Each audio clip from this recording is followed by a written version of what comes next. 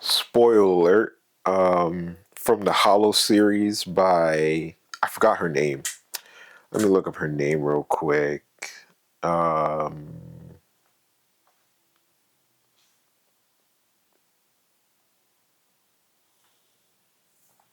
Spoiler alert: the Hollow series by Kim Harrison. So Piscary, the big vampire, the scary vampire, the oldest vampire in Cincinnati. Um, he turns out to be using Ivy, and he's been basically, how does he use a person? He literally just tells them what to do and sees if they'll listen to everything that he says. So at first you have to get that person's trust. You would have to get Piscari's trust. You would have to be strong, and then you would have to be able to follow in his footsteps to some degree. So I was thinking about it. That's just like how it was with me and Dan, where the only way that he would be able to use me was if I was to become a pharmacist just like him. So I decided to be a pharmacist on my own, or kind of like from watching him do his thing, I was just like, you know what, I really want to be a pharmacist. Let me go ahead and follow this guy. So Piscary was using Ivy, and Ivy has no idea, but Piscary is basically telling her what to do. It's like, all right, follow Rachel, and then do different types of things with Rachel. And then he was like, I thought that she would finally be that person that I need her to be when I told her to quit the IS and join up with Rachel. And she was like, she gave him a lot of fight with it, but she eventually did it. And he was like, if she didn't do it, he would have made her his scion. So his ultimate goal was to find the scion. So it's somebody that listens to you until the very end, until they're like, no, I'm not going to do this, or they change up something. So it's like Dan was waiting for me to get to the end point of like, all right, now we're pharmacists. All right, cool. Get a get a apartment. All right, cool. I got an apartment. Get a transportation. It doesn't matter what you get. If a car is better than a motorcycle, but I got the motorcycle. Okay, you kind of missed my mark there. Why are you getting a motorcycle? What are you thinking about? And then after I get the motorcycle, it's like, all right, now start buying pounds of weed. And I start buying pounds, because at first I was buying quarter pounds, and then I started buying pounds. So then it basically builds like that.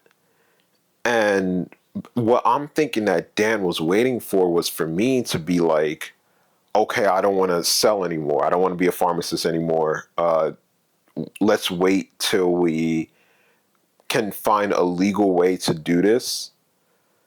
And then when we find a legal way to do this, let's start building from there. Like, let's go to Oregon. He wanted me to be that person, to be like, no, I'm not going to take any more pounds. I'm good. Let me just get an eighth to hold me over. And I'm going to start working towards going to Oregon so that I could start selling legally.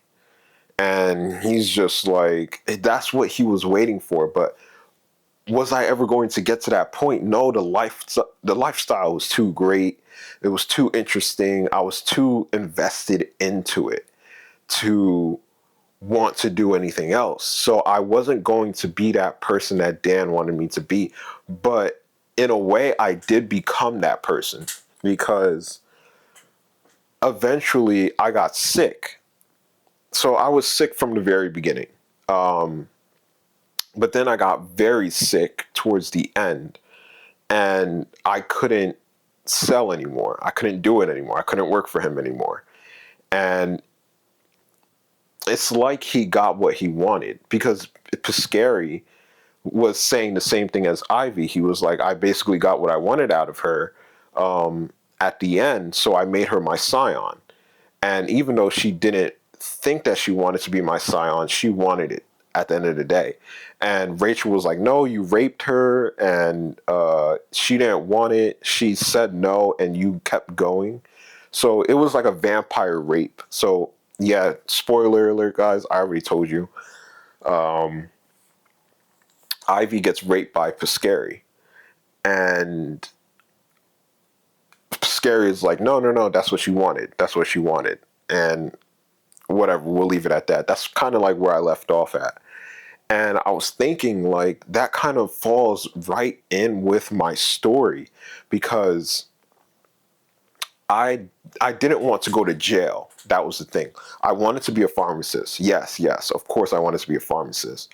But I did not want to end up going to jail. I didn't know what I was really getting myself into. Like, it's New Jersey, it's 2015. Bud is not legalized yet, so we have to find a way to do it legally, but there is no legal way unless you go to Oregon or you go to California.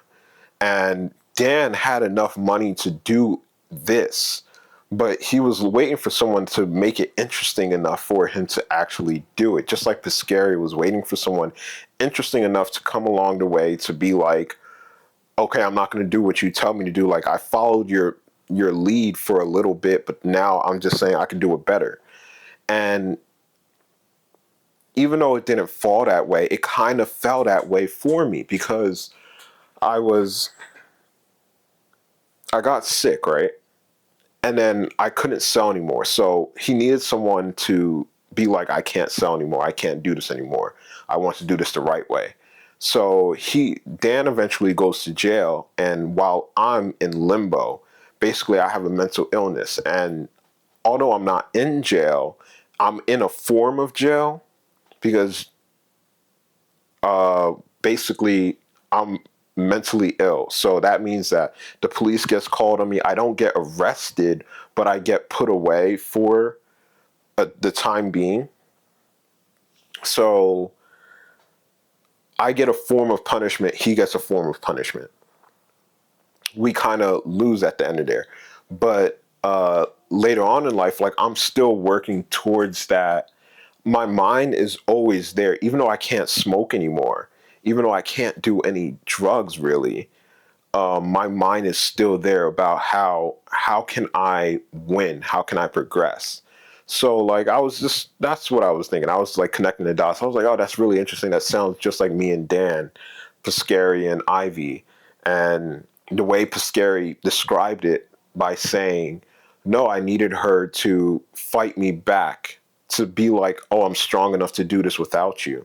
So basically, I showed Dan that I was strong enough to do it without him and I could do it better than him because even to this day, he uh,